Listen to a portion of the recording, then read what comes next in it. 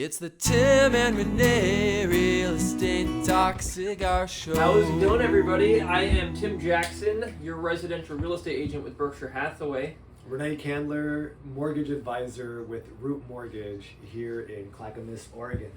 So we kind of realized that we've hit kind of we were doing the 5 W's, kind of what they call in journalism, the who, what, when, where, and why.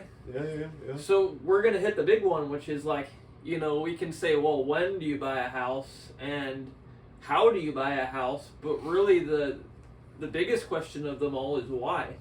Yeah, and I think we focused on how because it makes sense. A lot of people don't know the process, and the process could be very daunting. So that was our first approach, right? Is explaining what is the process and how does it work. But that's the most important question. Why would someone want to buy a home? Yeah.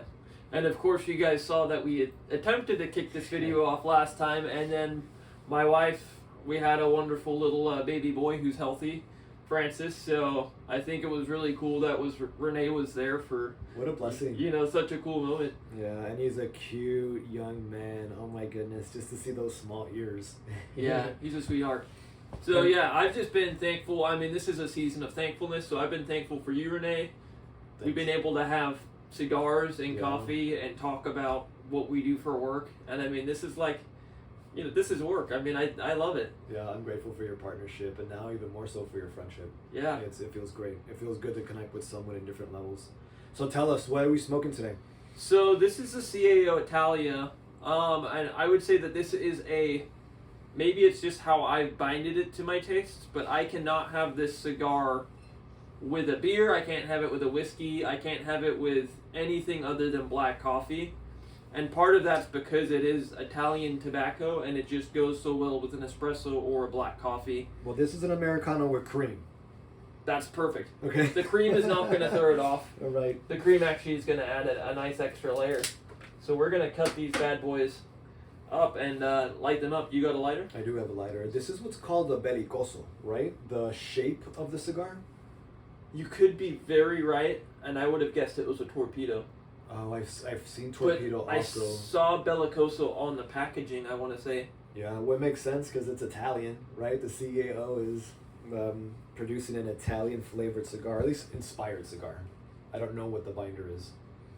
The tobacco is from Italy. Okay. The wrapper, I would need to look up. It's not they'd probably call it the Italio Puro if it was all Italian. I know the filler's Italian tobacco. Okay. Because the CAO also has the Brasilia, which is Brazilian tobacco on the inside. They've got the Colombia. They got the Zocalo, which is from Mexico. They have a Mexican inspired. I need to have that one. And then they've got the Americano, which I think is Virginian tobacco. And that's the barber pole one. It has the Connecticut and what's the other wrapper, just shaping as a barber pole. Yes, you're totally right. Did we smoke one of those? Or I believe I gave you one. You did. In fact, you gave me one. We went golfing, and I smoked it a couple days after that. Yeah, so I'm excited about this. So this is one of Tim's favorite cigars, the CAO Italia, and this is the first time that I'm smoking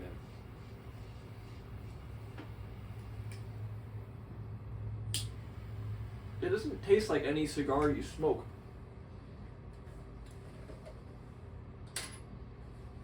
And I've never had another cigar like it. I like it. It's peppery.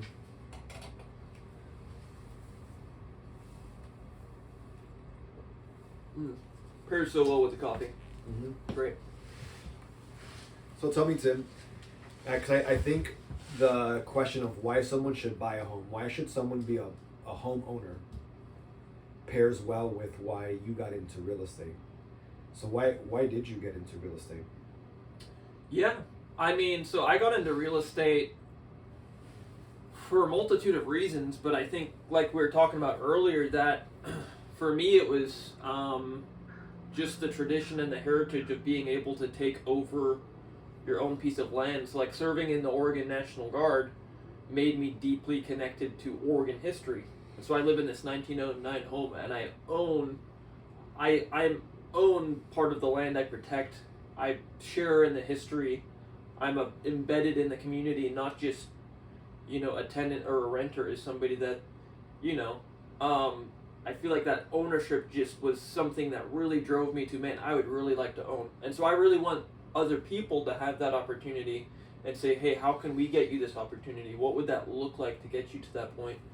And I think the other one was, if any of you guys have seen It's a Wonderful Life, the movie is George Bailey is this small-time banker, and it's just got so much to do with lending as well, of how do you use your money to help other people.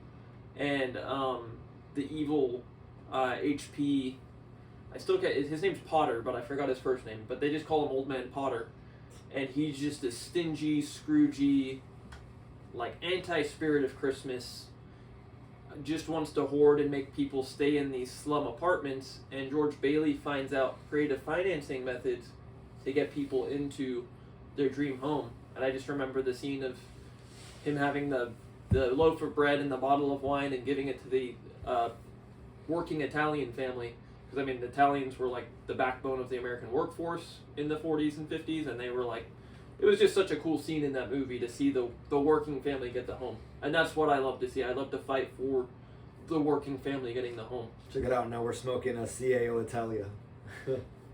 That's circle. fitting, yeah, full circle. Yeah. Yeah, I find myself to want to support people, and so the idea of being able to support someone to getting themselves into financial stability, to be able to help pay your own mortgage instead of someone else's mortgage, to be able to gain equity over time in a place that you're going to live in because you have to live in somewhere anyway. Mm-hmm. That is what inspired me.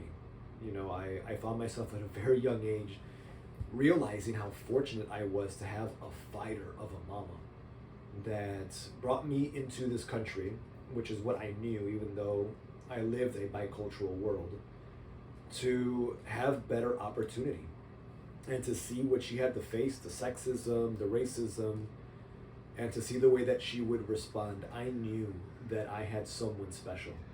And so my idea was simply to be able to offer to others that type of protection and that type of knowledge. And of course it was an education at first, since I was in education for 18 years, and I never once thought to be a mortgage advisor. The idea of supporting someone and finding a loan for their home wasn't something that I grew up desiring, because I didn't realize the potential in it. But I realized the potential in owning real estate. And because of the real estate transactions that I made throughout my career, even as an educator, I was able to afford myself the position to get out of education. And it was fitting for me then to become that mortgage advisor, to know a little bit more about the system, to support people in understanding the system, to explain why it makes sense to buy, even though there's a commitment, which sometimes people are afraid of, even though there's a cost factor, which can be daunting and scary. There's a reason why people buy homes and have a fulfilling life without having to worry about other things, because they have the financial opportunity of property.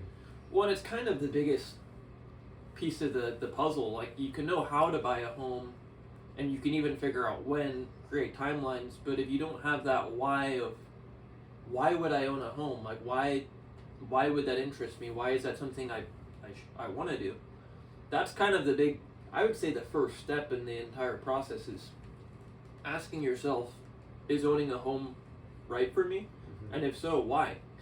And I think there's several reasons about the why, but I think it's a pretty broad question too, of why own a home. Well, but for the sake of this video, yeah, why would you not want to buy a home? I think we've kind of touched on this on some other videos, but it's something really to get into, especially in this conversation, right? If we want to talk about why buy a home, why would you not want to buy a home? What are some things have you heard? I mean, a lot of it is very much that it's almost like, well, I don't want to buy this stock when it's high. They say buy low, sell high. And so I feel like the commodity, I'm going to slaughter this word, but real estate and homes becoming a commodity has turned people into more of day traders than the long-term, why am I buying in this community? Why am I putting roots down? And more of like, well, let's see what happens to to the ups and downs. Real estate's going to go up and down for the next 30 years, but generally it's going to go up.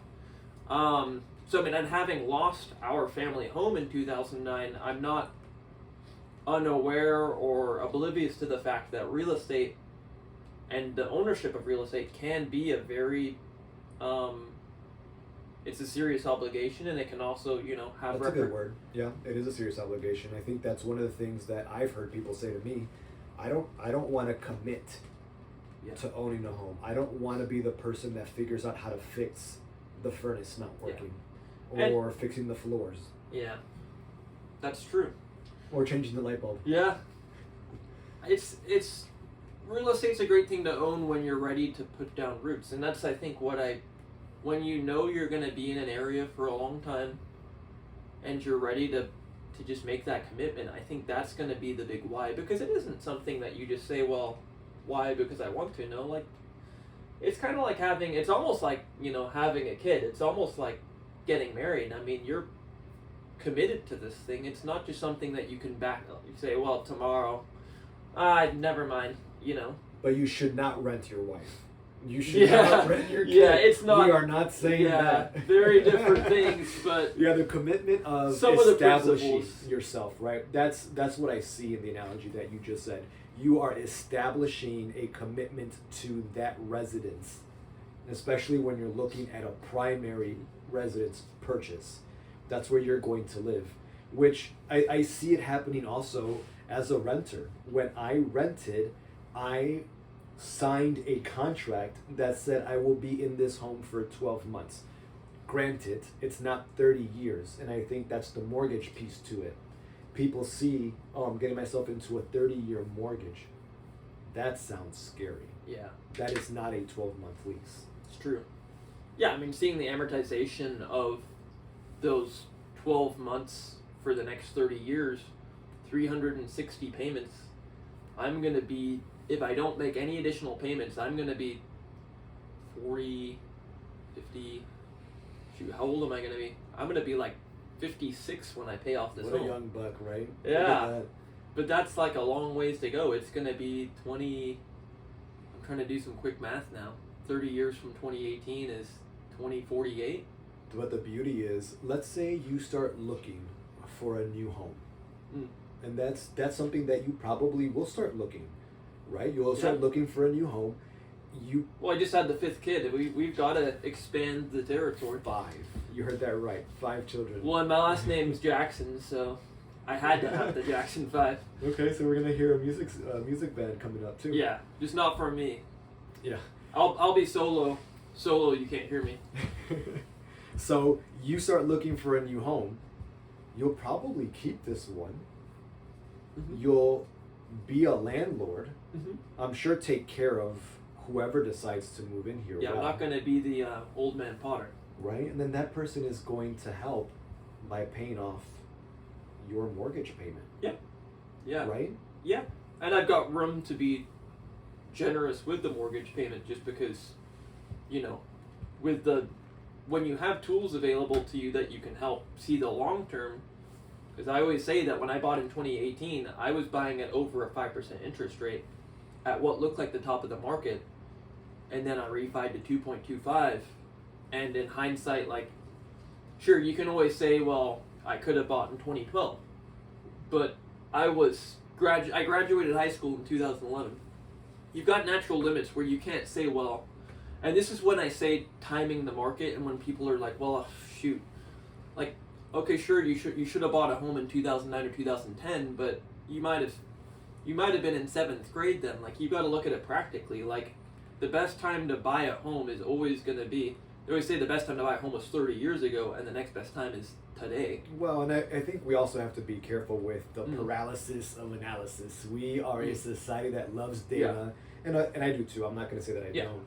But then you start paying attention to those numbers, and they don't seem as good as what they once were, but they might be better than what they're going to come, and you really don't know, and we start to overthink things. Yes. I mean, the reality is, if you are ready to be a homeowner, why wouldn't you buy?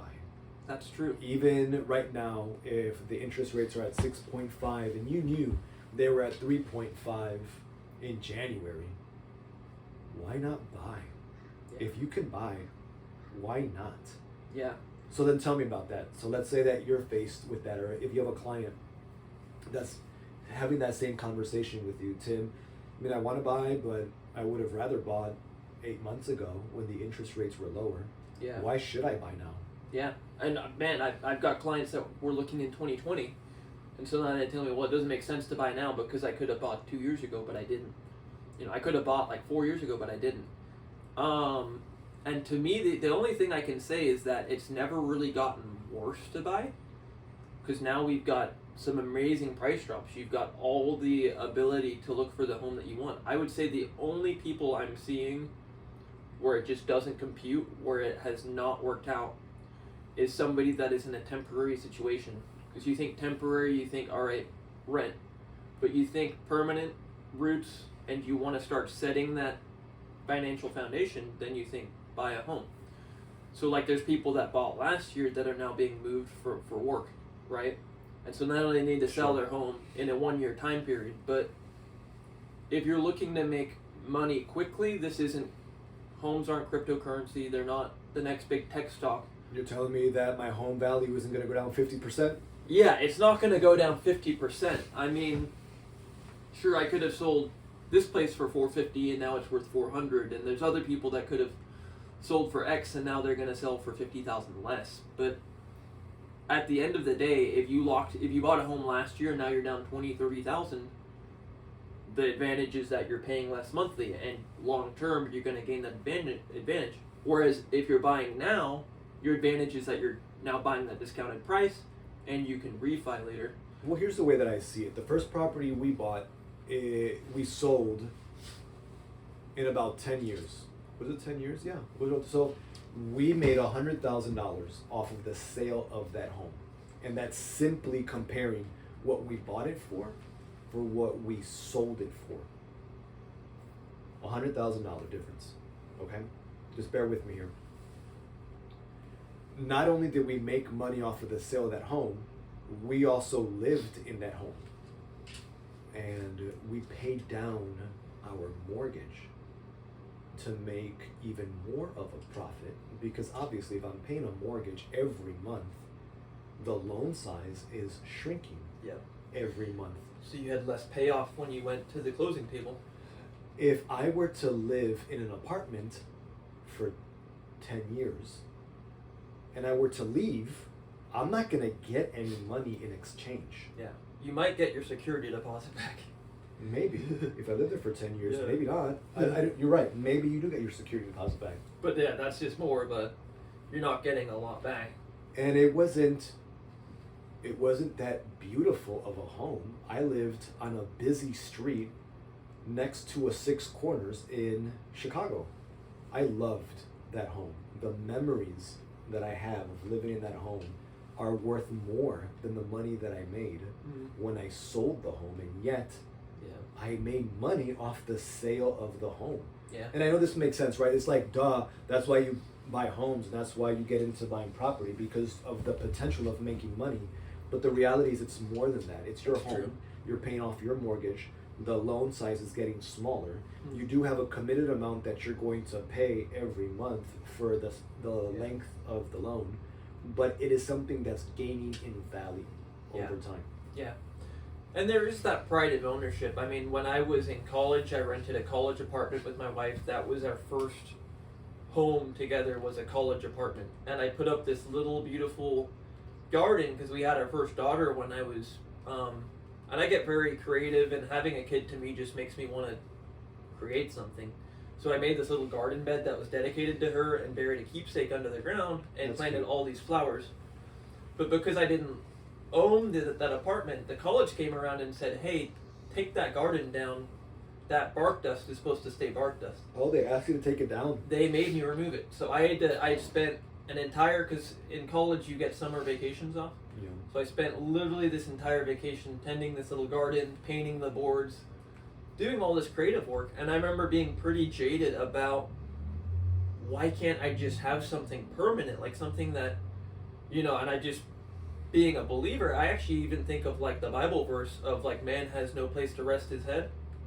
I feel like owning your home is the closest place where you can see I've just made this backyard oasis. I just love having people over and having that ability to create something not permanent. I mean, all that wood's gonna rot and everything's gonna fade away, but just having something that's like there that I've created, that I can see like the product of what I've made, and nobody's gonna come up and say, remove it, tear that down. Like it's your plot of land. I've made this, and like, you know, sure, you could have the county come in and give some zoning violations if I went crazy and built a 40-foot tree house that turned into a skyscraper. There's limitations to how much you can do there.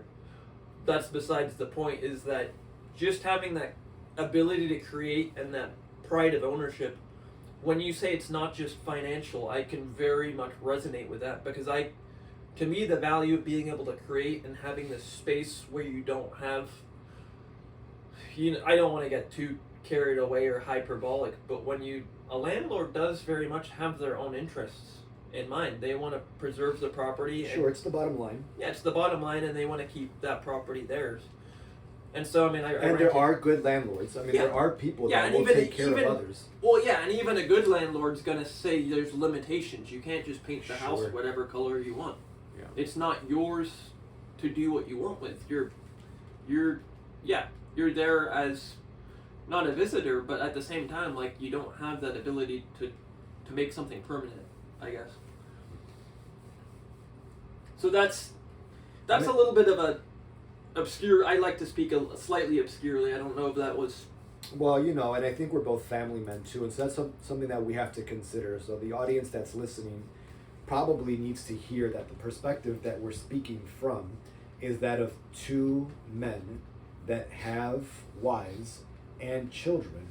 And so when you have a family that you feel responsible for, in the most beautiful way possible, you want to help create a home. Yeah. It's not a structure. The house is the structure. It's more to it than that. Yeah. And you can have a home in an apartment. I was raised in apartments. I had a home. And it felt like a home. The payoff from an actual structure that you own is also a financial benefit that an apartment cannot give you. Mm-hmm. And so if you can find a home that you can afford, whether it's having 20% down, which is hard to do in this day and age, especially if you're a first-time home buyer, or if you have 3% down and you can do it. Let's say you find a $400,000 home. All you need to do is have 3%, that's $12,000, and the closing costs. Now in this market, we know that the sellers are helping with closing costs. But let's say that someone can buy when that market isn't available. So $12,000 plus an estimated $10,000, that's $22,000 that it will take to get into a home that is yours. Mm-hmm. I think $400,000 is a good amount. Yeah, for a first home. Yeah. You could get one for $350, but $400 is going to get you a fair share of a starter home. You'd have a fair pick to choose from. So then, one of the first things that I would want to do if I'm in that position, when I'm thinking I want to buy a home, if I want to buy a home, I need capital. I need cash. Whether it's a gift from family, if I'm privileged enough to be able to receive such a gift, or if it takes me to save.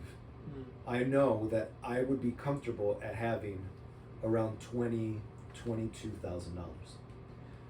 Tell us about this market. Why would you want to buy in this market?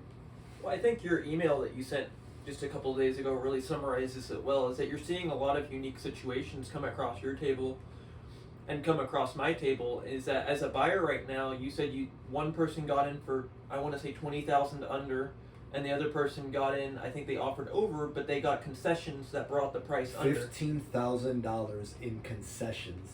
And for those of you that don't know what that means, seller concessions is when the seller of the home offers you money within the price of the home to pay off your closing costs. Mm.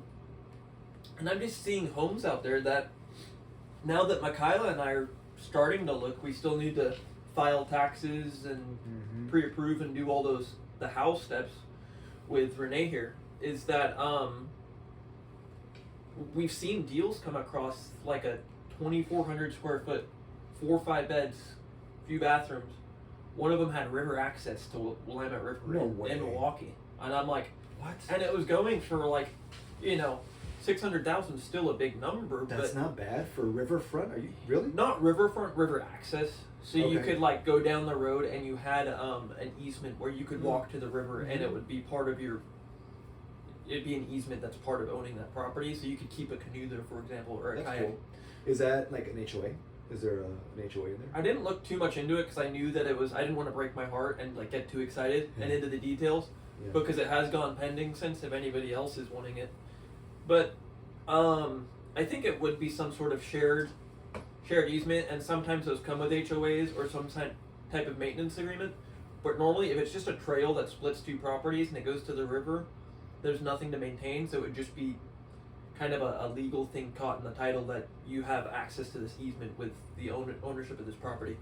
It could be. I don't think I saw an HOA in it with it though. And it was a Okay. 70s built, so a lot of the times the homes built in the 70s just have this because it's occurred.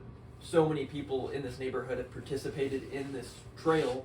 Yes. You now have a shared trail. shared trail. It just you inherit it with the property. Whereas now, yeah. So I don't think I saw an HOA in that though. But So you were saying you found this home, and we were Mhm. talking about seller concessions. yeah, I mean, it just made me excited to know that I could find a home that would have been bid up to 700,000 last year, Yes. and now you could have asked. Let's just say, tentatively speaking, had we offered, we could have offered asking price and said, hey, can we get concessions for a 2-to-1 buy down? Yeah. 2-1 buy down, because that's going to keep a buyer. A buyer's gonna. I've seen it so much that a buyer sees that 6.5. They see that still quite elevated equity numbers where you're paying 600,000. It's a big number. Yeah. 6.5. It's a big monthly payment, but once you throw that 2-to-1 buy down in, and it's what $12,000-$15,000 that the seller pays for off the top. So I'll be a little nerdy right here. Okay, just a little bit nerdy. There's a couple of things that Tim said that I want to throw numbers at, and I told you I'm a data guy, so here we go. The first part of it is the value of homes. You said elevated home values and equity. We still have that. We've seen the stock market go down about 30%. We've seen crypto go down anywhere from 50 to 80%, depending on what coins you're talking about. And home values have increased on average 8% in the Portland metro area, Year over year. year over year. Mm-hmm. 8% increase. That's in this market. Mm-hmm. So homes are still being purchased at a value that's 8% higher on average than what they were being purchased at Yeah. last year. Yeah. Another thing that I heard you say was the 2-1 buy down. 2-1 buy down is a temporary buy down where the seller pays for it. So check this out, seller concessions. The seller says, I am willing to offer you X amount of dollars to help cover your closing costs, or in this case, a temporary buy down. If we're looking at a $500,000 home, let's say 5% down, so a loan size of about $475,000. The buy down is, let's say, $8,000.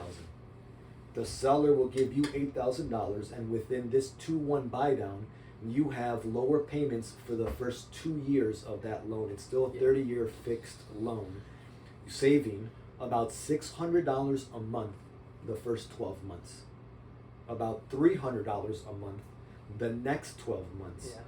And then on that 25th month, the start of that 3rd year, the terms go back Yeah. to what they were. Well, the terms never changed. And that's It's on an just that it counts $8,000 them. buy down. On an $8,000 buy So down. you can already see that if you're saving $600 a month on the first year alone, you save $7,200. That first year, you almost make up that entire $8K. So with that money, because you're technically, you never say that a buyer's not paying for it. A buyer's paying for it, but the seller's the one conceding it, right? No. So then that number must be wrong. I might be thinking about the second offer that I had, because the buy down value is the cost of funding the buy down is the amount that you save summed up in those 24 months. Okay. So then that buy down must be a little bit over $10,000. Anyways, let's say 10,000. Ugh, I don't like making mistakes. I don't like making mistakes, but the buy down is probably around $10,000. Sure. And so what you're doing is you're saving within those first 2 years because the money's coming from that account that's funded by the seller. Yeah. Because it buys it down like right now rates are 6.5%. It'll buy it down to a 4.5% interest rate for that first year. That yeah, it's an equivalent savings of 2% in interest the Yeah. first year, 1% in interest the next year.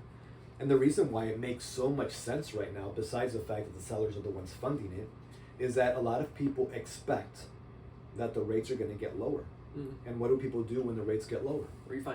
They refinance. So it gives you that nice, what would you call it, like a nice banker to say, all right, I'm going to insulate myself so that way I'll be ready to refi, but can take advantage of this 2-to-1 buy down before that point. For sure. And then let's say that the rates go down, I don't know, month 18. And it makes sense for you to refi that time. So then what happens with the remainder of the money in the account? You can use it to apply it towards the payoff. So now when you refi, the loan size is going to be even smaller because what's remaining in that account is paying off the loan. So you never lose the money because No. when you ask for concessions, you want to use that money given to you wisely, and so you'd want to say, well, when I get that concession, I want to make sure it's applied to something that is going to have use. And I always see use in it. You're stretching that dollar very far when you ask for that concession. It's the best thing you could do. Yes. So I really like that tool. So then it does make sense to buy now. If you're committed, right? If you want to buy now, you find a realtor and you have to work with the mortgage advisor to see how much you can afford. Mm-hmm. And if you're comfortable with those payments, depending on the house that you're looking for, Yeah. it still makes sense to buy. Yeah. You're still going to make money on the home. Yeah. You're still paying off your mortgage, not someone else's. And you can get the support from the sellers in this market where you would not be able to in another market. Yeah. Yeah, I mean, I think the big thing to pay attention to is that I know people with cash that are insulated from the interest rates. And what they do isn't what, because it's always interesting to watch what people, they watch what these people are doing, and they're like, well, should I really, there's a lot of people kind of crowding against the edge and saying, all right, should I jump now, should I jump now, should I jump now? And I think the big thing to know is that once you're ready to buy, you're always going to make that return on the long run. So if you're renting right now, you're always going to make that return on the long run. And with the right tools, you're going to get a great deal doing that in this current market. And I think the big thing as well is, one thing I've been doing with my buyers is to just make sure you're looking for the right opportunities where a seller wants to, has to, or needs to sell. Like you don't want to Finding a motivated seller. Yeah, you need a motivated seller, because if you're a motivated buyer, naturally you want somebody that's like understands that this market isn't what it was in May, and they're willing to, make a deal happen. Yeah. Well, and I think I also should say I've been fortunate when it comes to my own personal investments in real estate, because I know that there are people that don't make money on the sale of their home. Mm. I mean, we know that in 2008 with the mortgage crash, people lost money. Home values deteriorated. There's no other word. Yeah, we lost our family home. So why are we looking at something similar? I mean, that I know that was 2008, but now we're in 2022, Yeah. and people have wondered that. Yeah. Is We're gonna start seeing foreclosures.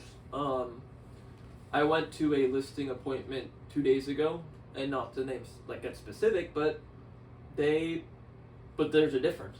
So they are 4 months behind on payments.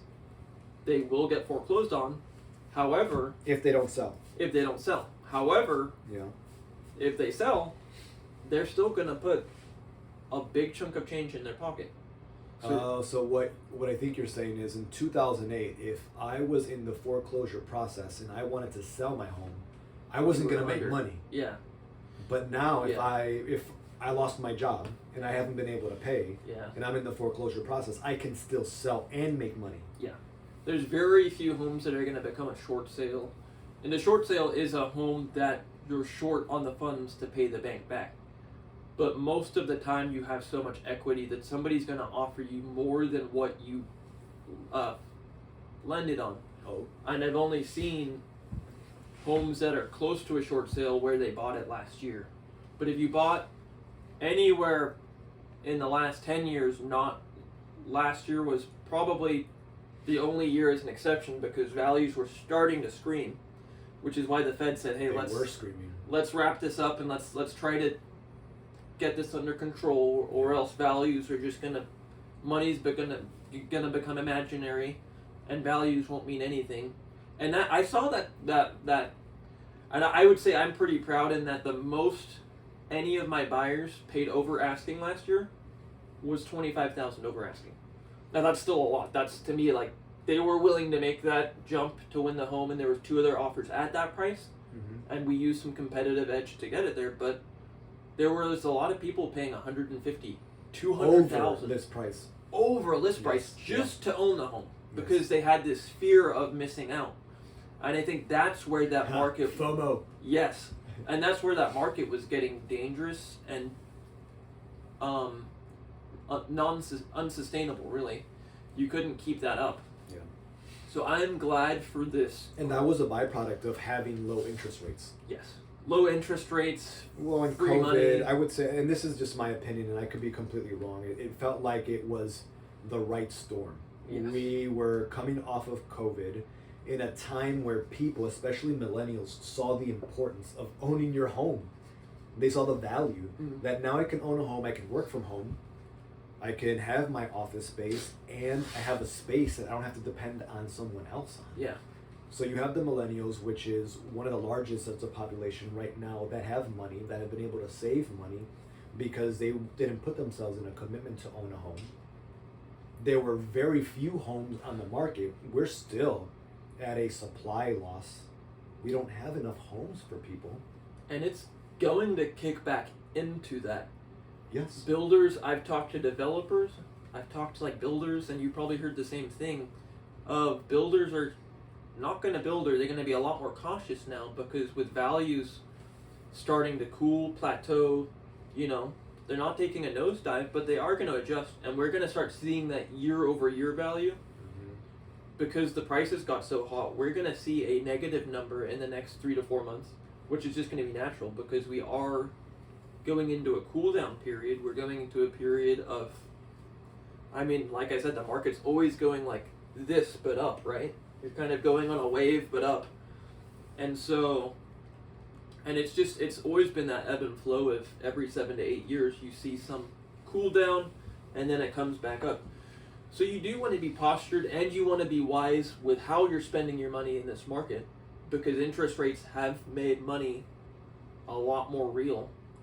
Money was imaginary, like it was monopoly money last year when people were offering $200,000, and now people, which is why owning a home last year was seen as so sexy, to just speak what I've seen on the word on the street, and now it's kind of become a little bit more cautious. Well, let's think about it.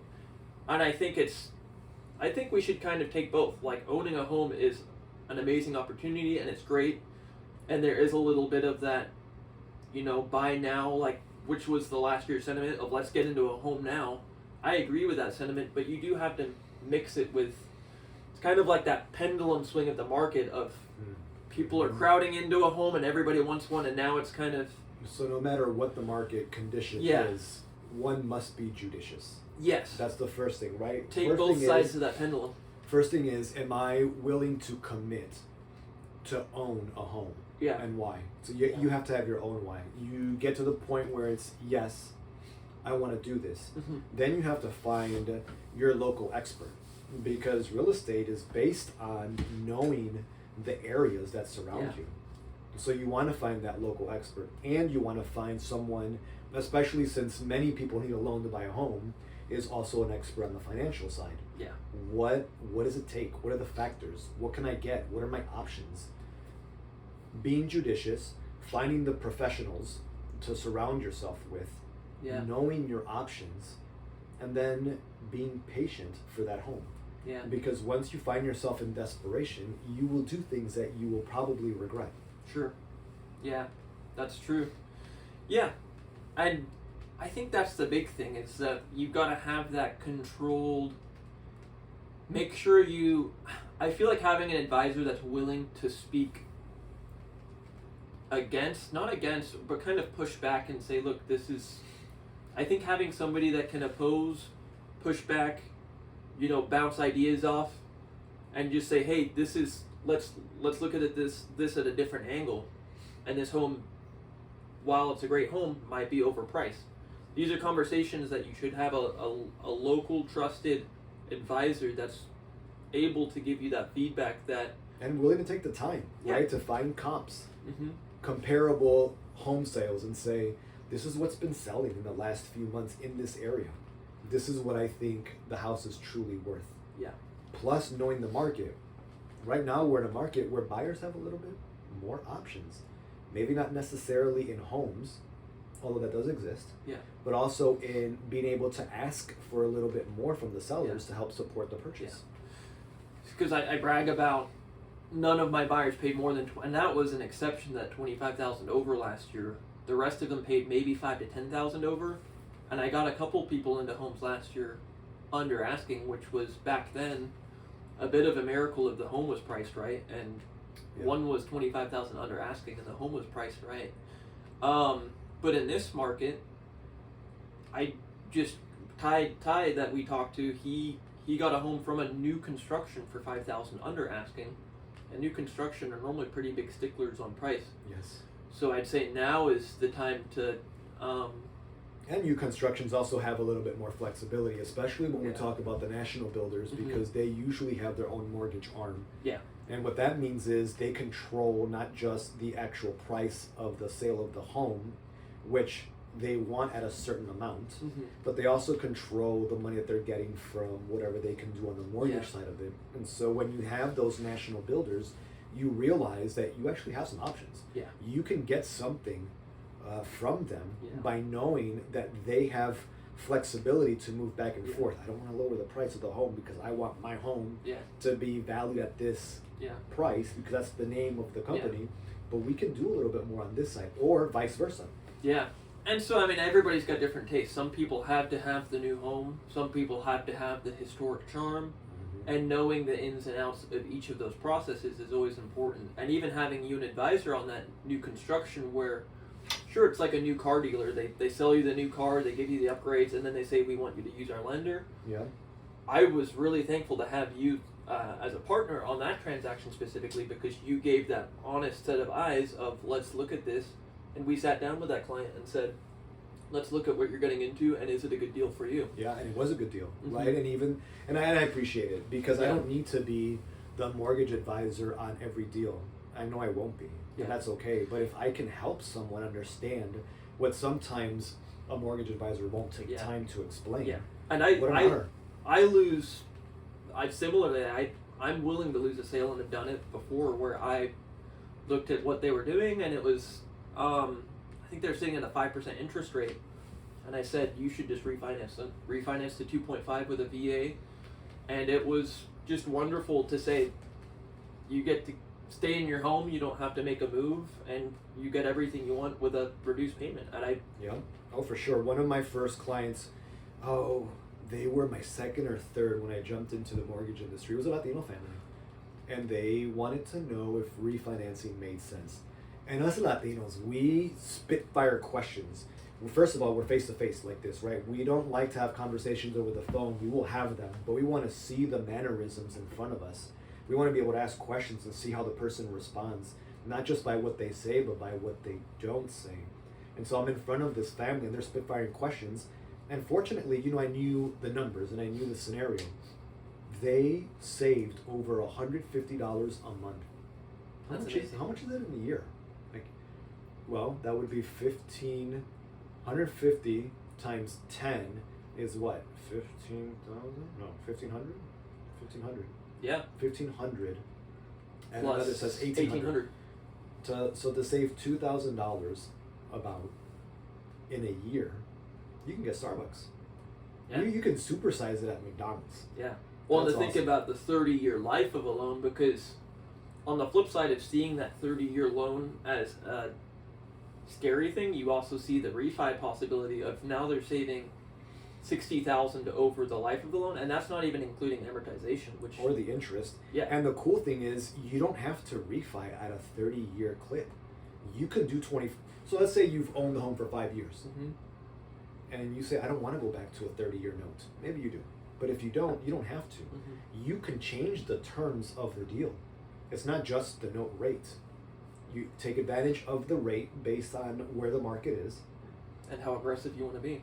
and then you say, well, how does it look like with a 20-year mortgage note, or how about a 25, or how about a Yeah. 15-year? Yeah. You can start asking those questions and then just see, Yeah. okay, wait a minute, I can pay the same amount, but by going to a 20-year term instead of a 10-year Yeah. term, and so now I'm paying way less in interest because I'm saving 10 Yeah. years worth of notes. Yeah. And we're already seeing some promising things happening in the market that shows that I think you spoke to it in a newsletter we're about to send out, is that the government, the feds are starting to see stability, and we're going to start seeing stability in the interest rates. I mean, what do you have a projection of where we'll see Yeah, interest that's a rates? good question. So next week, today is December 7th, 2022. Next week, Tuesday and Wednesday, the Fed will make 2 sets of announcements. On the 13th, on Tuesday, they will release the CPI data, which in essence is inflation. How is inflation doing? And then on Wednesday, the Fed chairman will make comments on what they expect based on that data. All right, so 9.1% was the inflation at its highest peak, which is high. That's very high. That's almost 10%, right? So if Yeah. I have $1, I really have 90 cents in my pocket. It looks like $1, but it's really worth 90 cents. Well, That's the- what inflation means. I just went to the dollar store today and everything was $1.25. $1.25, yeah. Because they got to make their margins too, Mhm. right? So at its peak, 9.1% was the highest, and that's nationwide. We went down to 7.7 from last month's data. So now we want to see what this month's data is going to be. If it's at 7.6, we're continuing to show the trajectory of inflation going down.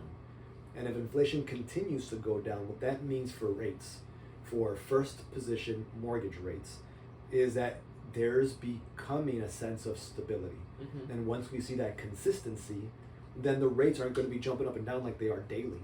Yeah. Because right now, banks and lenders are just hedging their bets. Yeah. We don't know what's going to happen next week, so let's raise our rates. Yeah. This is another misnomer. People believe that the Fed controls first position mortgage rates. They don't.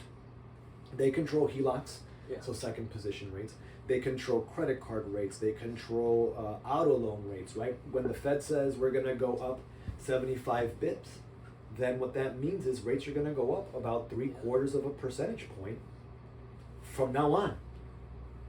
First position mortgages are based on investments from you and me. The secondary mortgage market, right? When we want to buy into the bond market, that's how we control mortgage rates, because we're looking to get a small, but a payoff, because that's the purpose of investing in bonds. Bonds are safer, and it's a more long-term investment than a stock, right? Right. So Congress developed this system where we have the banks, we have the entities that are controlling the regulations, what's required for a mortgage, and then we have the bond system that's invested by normal people. What we do is we invest into the bond market. The mortgage companies say, oh, okay, rates are about right here based on the investment and based on how the market conditions look in the future.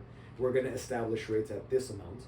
And then what banks do and lenders is they will give you the loan simply to sell to the entity of, you said Fannie Mae or Freddie Mac, to get their money back to be able to lend more money so that more people can be homeowners.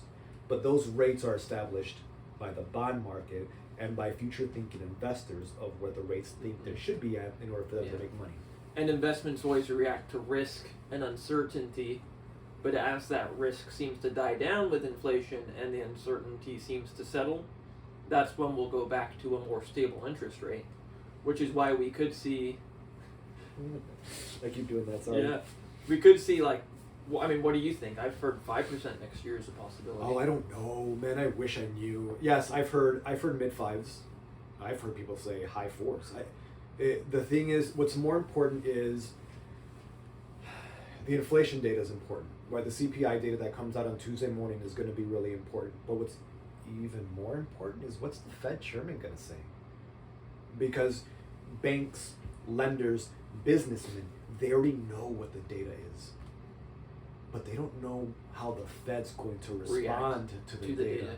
And so what they're doing is they're hedging their bets right now because they're saying, we know that this is where the market is right now, just like they knew that we hit recession before anyone said we had a recession, because we hit the technical definition of a recession. So the rates went up because they knew where we were at.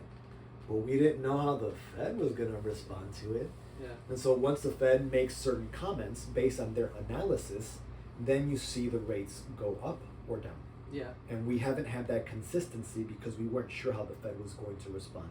Now the Fed has been responded the last few months in what has been expected. Bips are going to go up. Rates are going to go up.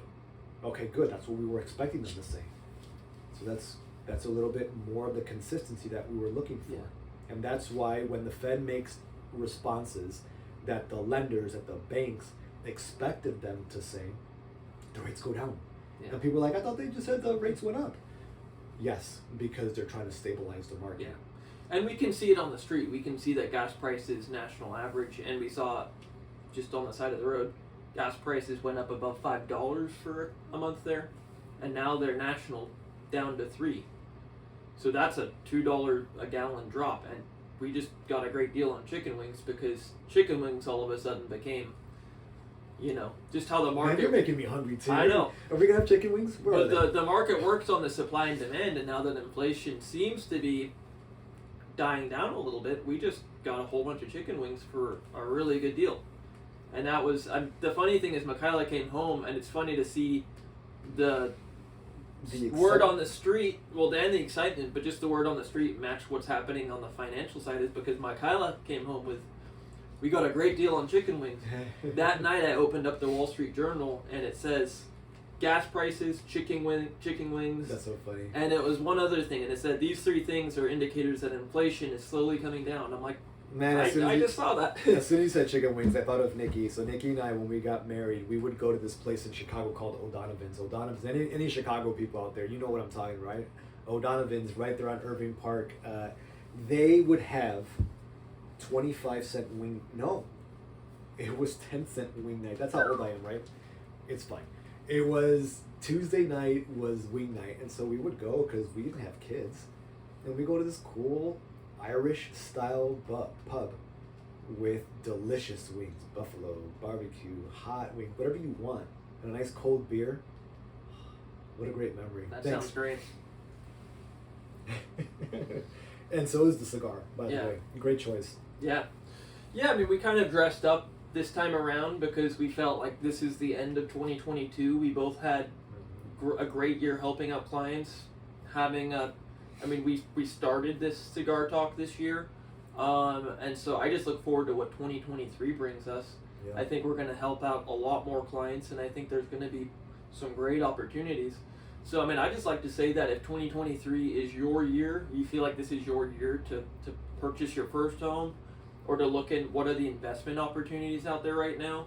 There are some coming up. There's some great investment, and I think with these, that these foreclosure sales are coming up. I'm seeing homes go to auction. So there's a little bit of that now that we're into that dip. It's kind of sucks for the sellers, but it is a great opportunity for a buyer to come in and say, hey, I would really like to buy a home now because I see these prices are coming. And I don't think like it's 2008 or 2009 where foreclosures are going to No, absolutely not. inundate the market. There's too much equity in There's the too market. much equity. People are going to get out before the homes foreclose. We're on the back end of a 30% gain in the last 2 years. Yeah. It would be so hard to erase that in something that, and housing has been tracking with inflation, so housing is already one of those commodities. It's not like, crypto or a tech stock, because tech stocks very much rely on low interest rates, so that way they don't make any earnings. They're banking on the future. And so when you're banking on the future, like crypto or tech stocks or anything that's in that sector, you've got to have low interest rates to fuel the future. Whereas houses are a solid commodity. There's something that's already there, and there's a very real supply and demand on the street. And so that's what makes real estate such a sturdy, resilient, and great investment, sure. especially into this next.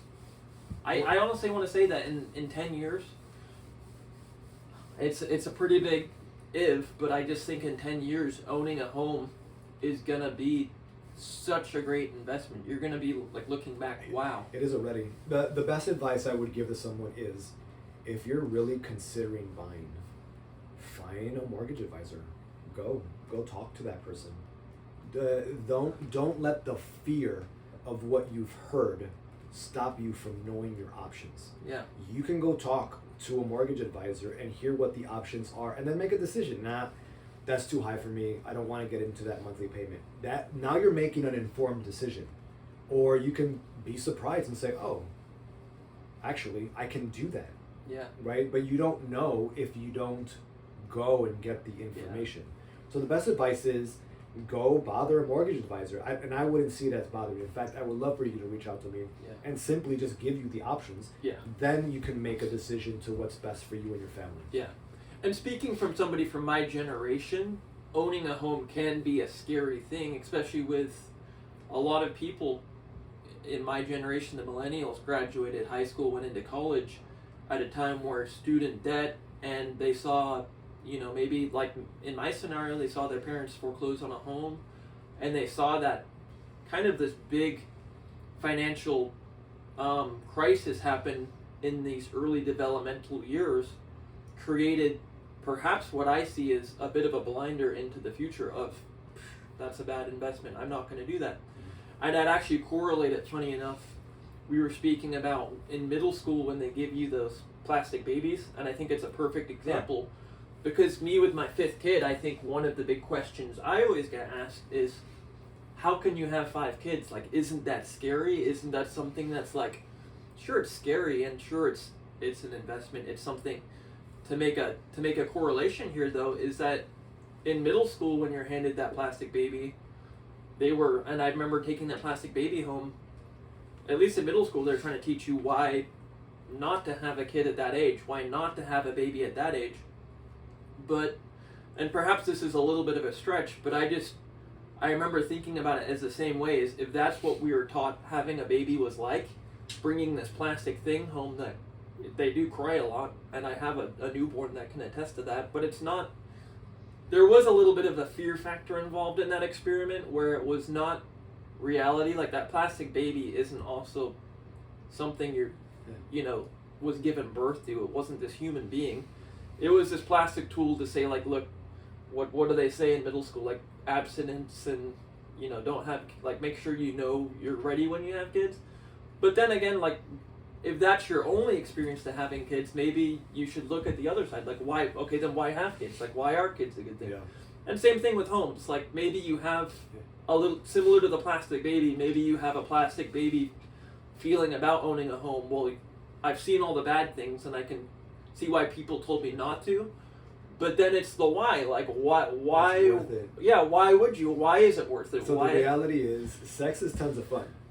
The responsibility that comes with it, right? Well, baby, that's where the responsibility comes in. So you have to know how to protect yourself. Mm-hmm. And in this market, when we're talking about buying a home, the best way to protect yourself is to be informed. Yes. Have fun. Yep. But be informed and be ready. Yeah. Which is what they were trying to teach you. It's not even that it was a bad experiment. I just, sometimes statements like that do go, just like the financial crisis taught people something. But there was more lessons than one, because on the flip side, there's so many people that bought in a time of turmoil that have now turned it into such a great investment and such a place to live. Yeah, and that's why I said I have been fortunate, because it is real estate that allowed me to jump out of something that was taking life away from me. And so to be able to have made investments that paid off helped me in a time where it was really difficult. And so I believe in the investment opportunities of home buying and being a home owner and even being a landlord. Yeah. You don't always have bad landlords. If you find someone that cares for you and cares about others, whether it's in renting or whether it's in the opportunity to buy, you know what you have and you can see it and you can feel it right away. So find that person. Find that person that's going to help arm you with the information so that you can be taken care of. Yeah. So yeah, we would love to help you discover the why help you with the how, Mm-hmm. tell you about the when. I mean, there's all these 5 W's and the what, the how and the why and all of these things that we would love to help navigate, and That's just right. from an honest perspective of two people that I'm more than willing to tell you not to buy a home. I'm more than willing to tell you to refi on the current home, or to say, hey, don't sell, buy. But whatever it is, the answer is going to revolve around that your 5 W's, your why. That's right. And so we would love the opportunity to just sit down, have a coffee, whatever it is that, whatever platform or area or wherever you want to meet, we would love to sit down. And especially with this new year coming up, it's a great opportunity to see what does 2023 have for you in your life. And so, yeah. Know your opportunities, find your people, and it would be an honor to help support you know what your options are and to know what that opportunity can be. Yeah. Tim Jackson with, oh my goodness, why is that name so difficult for me to say? I can only say it when I see it. It's not really a real word. Berkshire That one. Hathaway. So find Tim Jackson. What's your phone number? 503-957-7981. And Renee Candler with Root Mortgage. That was so much easier. Yeah, Isn't it? because it all rolls off the tongue. 971-350-8969. Awesome. Well, you guys have a great rest of your year and into 2023. 2023 just sounds like a number in the future, but it's coming right around the window. kidding. We're going to be flying cars soon, like the Jetsons. Yeah. So we should start looking for homes with helicopter pads for that flying car. You could put a helicopter pad here. I've got that flat roof. Merry Christmas. Happy holidays. Merry Happy New Christmas. Year.